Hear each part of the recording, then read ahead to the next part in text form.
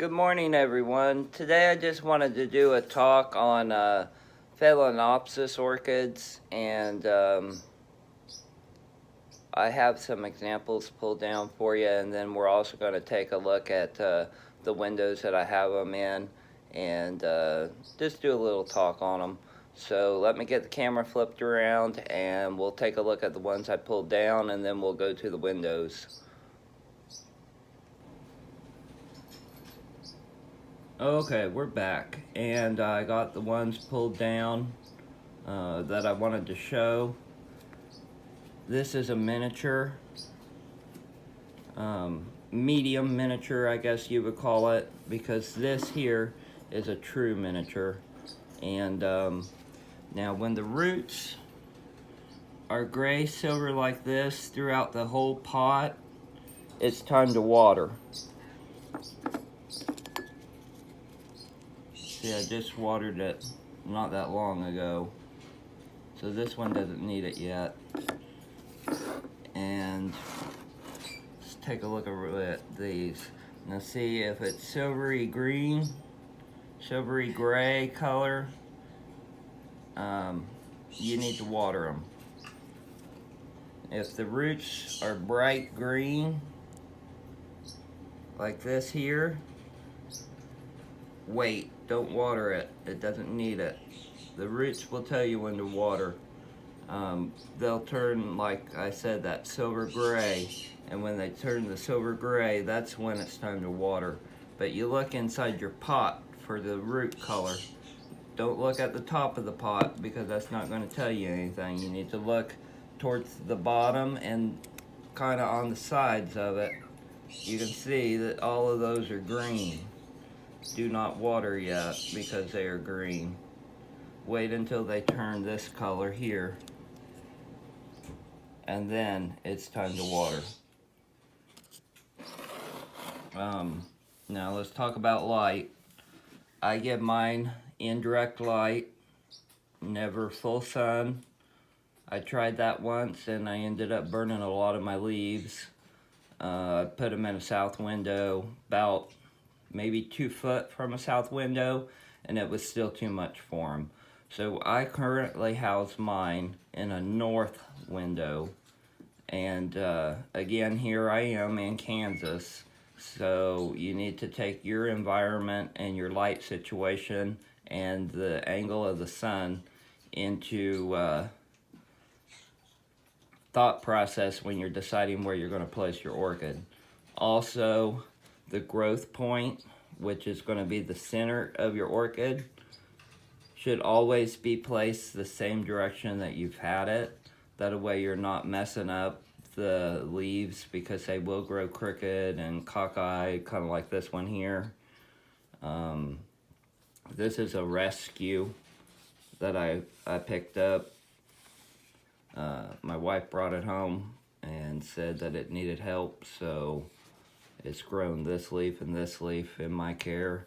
As you can see, somebody dropped it and broke this one here, and I repotted it into just plain old bark this time. Usually I'm a moss person, but I thought I'd try bark, because I don't usually do bark, so I thought, well, that'd be a nice try.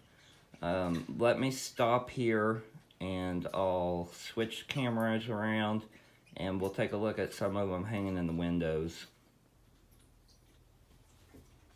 Okay, this is my north window in the kitchen,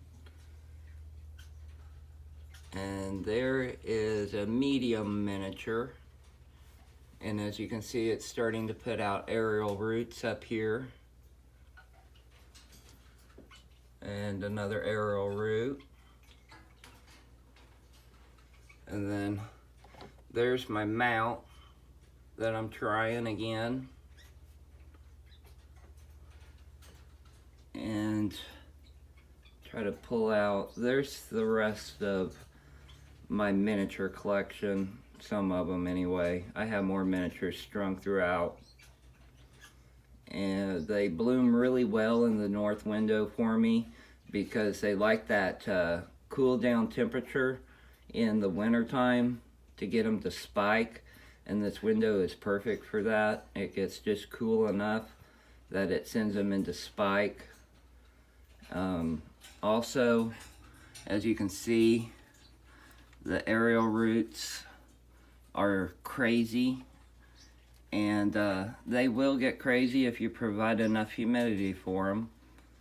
I try to keep anywhere from 50 to 75% humidity, somewhere around in there, and that's about it. I water them when, like I said, I check the roots. I pull them up out of the decorative pot. I'll look at the roots, and if they are the silver gray, I'll water. If they're just even the slightest bit green, I will wait. It's better to wait than to overwater. Let me take you to the next window where I house my large Phalaenopsis.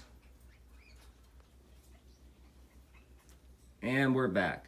This is the north window in my living room, and this is where I house the large grocery store Phalaenopsis that I have.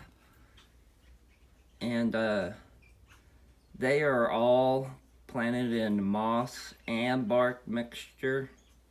That's only because hanging up in a north window, they don't dry out as fast as my other ones do. That's why I don't plant them in full moss.